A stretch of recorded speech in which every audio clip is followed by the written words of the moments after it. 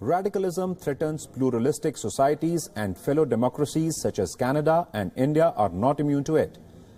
India views Sikh radicalism in Canada as a clear and present danger and wants Justin Trudeau to share India's concerns. But will Trudeau oblige? More importantly, can Trudeau condemn the Khalistani sympathizers? WION's Ramesh Ramachandran brings you the next report.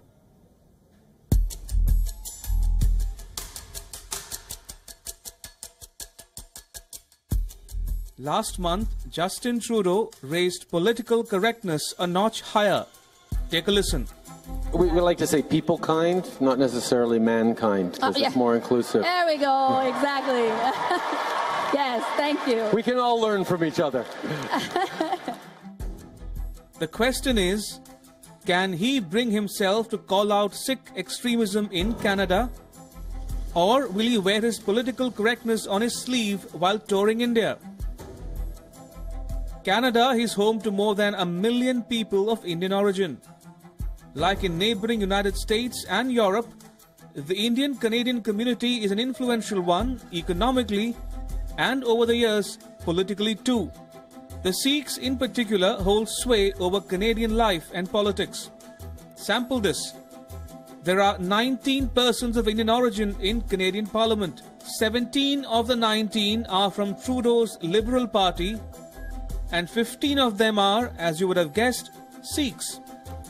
There are 4 Sikhs in Trudeau's cabinet: Defence Minister Harjit Singh Sajjan, Infrastructure Minister Amarjeet Sohi, Science and Innovation Minister Navdeep Bains, and Bardish Chagar, Minister of Small Business and Tourism, who is also leader of the lower house of Canada's legislature.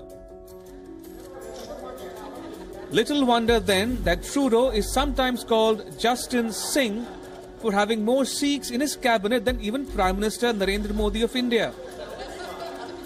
But ties between Canada and India have not exactly blossomed under Trudeau. The reasons are not far to seek. For one, India accuses the Trudeau government of treating Sikh radicalism with kid gloves. Amarjeet Sohi, for instance, was jailed in India under an anti-terrorism law. More recently, on 6 April last year, the provincial legislature of Ontario passed a resolution moved by Harinder Malhi, a lawmaker from Trudeau's Liberal Party, which called the 1984 anti-Sikh riots in India as genocide. India responded the very next day. Indian Foreign Ministry spokesperson said, and I quote, "We have noted the passage of a private member's motion in the Legislative Assembly of Ontario on April 6. We reject this misguided motion, which is based on a limited understanding of India, its constitution, society, ethos, rule of law, and the judicial process. Our views have been conveyed to the government and political leadership in Canada." The same month, Trudeau attended a parade in Toronto on what is known as Khalsa Day. Some in the Canadian Sikh community observed the day to glorify militants who were killed inside the Golden Temple during Operation Blue Star in 1984. India's current National Security Advisor Ajit Doval was involved in that operation as a young intelligence officer. As if that was not provocation enough, recently some gurudwaras or Sikh places of worship in Canada barred the entry of Indian government officials. Over the last decade and more, Canada has denied visas to some serving and retired Indian military, paramilitary and intelligence officials. Last year, a former Inspector General of the Central Reserve Police Force, Tejinder Singh Dhillon, was denied a visa because a Canadian consular official accused the CRPF of committing human rights abuses. The Indian Foreign Ministry was quick to raise an objection. 3 serving brigadiers, a retired Lieutenant General of the Indian Army, a former Intelligence Bureau official, a retired Border Security Force personnel, all have been denied visas over the last many years. In 2013, India denied Jagmeet Singh, the Canada-born leader of New Democratic Party, for allegedly indulging in attacking India's sovereignty and territorial integrity. A section of the Canadian media thinks Trudeau should call out the Sikh separatists. An editorial in the conservative-leaning Toronto Sun says extremism of any kind has no place in the country.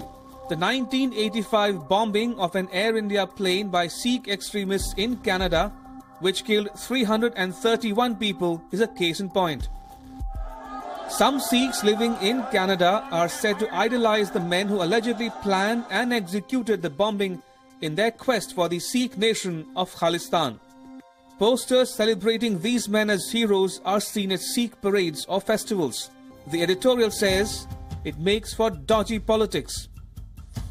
But another Canadian media report quotes a Trudeau aide as saying that while his government does not support extremism, it will also not deny Indian Canadians the freedom to speak out in favor of a separate Sikh state if they wish. How that will go down with New Delhi is anybody's guess. Ramesh Ramachandran, WION.